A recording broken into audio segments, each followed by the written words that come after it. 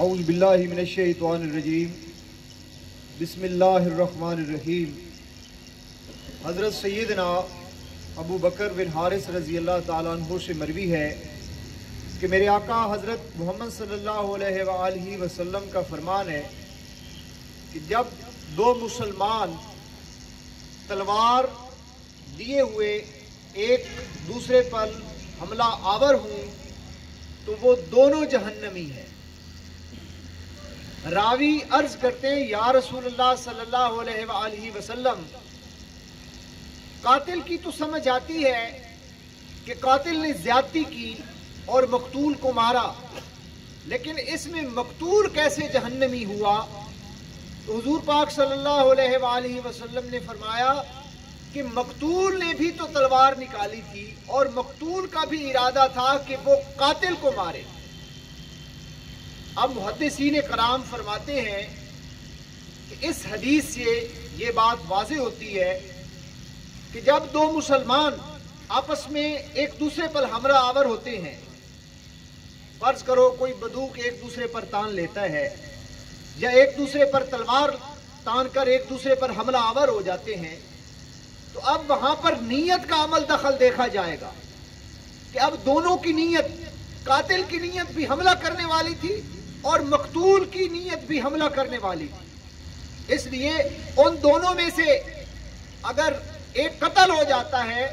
تو قاتل بھی جہنم میں ہوگا، مقتول بھی جہنم میں ہوگا۔ اب مزید محدثین کرام فرماتے ہیں ایک مسلمان وہ مظلوم ہے، اس پر جان بوجھ کر کسی نے حملہ کیا ہے۔ فرض کرو ایک چور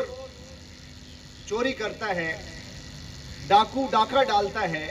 تو اب اس میں اگر چور چوری کرتا ہے یا ڈاکو ڈاکہ ڈالتا ہے اور اس کے تحفظ میں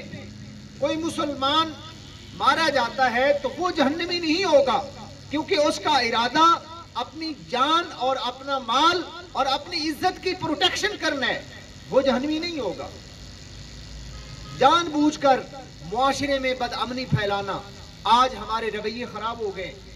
قوت برداشت ختم ہو گئی ہے، ایک دوسرے کے حوالے سے نہ کسی کی عزت محفوظ ہے، نہ کسی کی جان محفوظ ہے، نہ کسی کا مال محفوظ ہے۔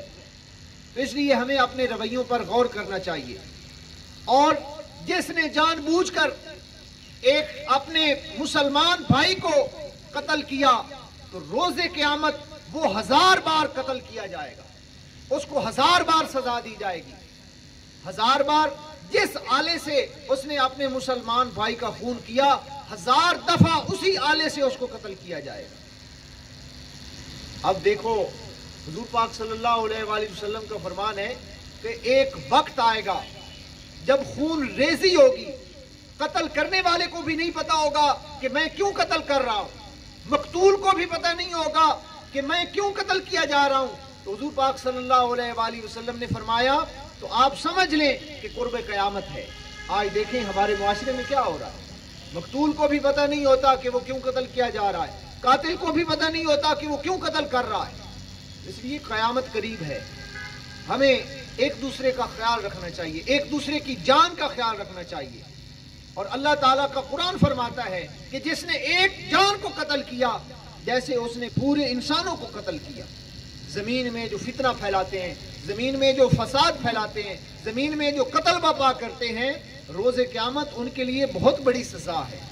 اس لیے ہمارے رویوں میں تبدیلی آنی چاہیے، ہمیں مثبت رویے اپنانے چاہیے، ایک دوسرے کی بات کو برداشت کرنا چاہیے، ایک دوسرے کی بات کو ابزارو کرنا چاہیے۔ اللہ تبارک و تعالیٰ سے دعا ہے کہ ہم سب کو اس پر عمل کرنے کی توفیق عطا فرمائے، آمین ثم آمین۔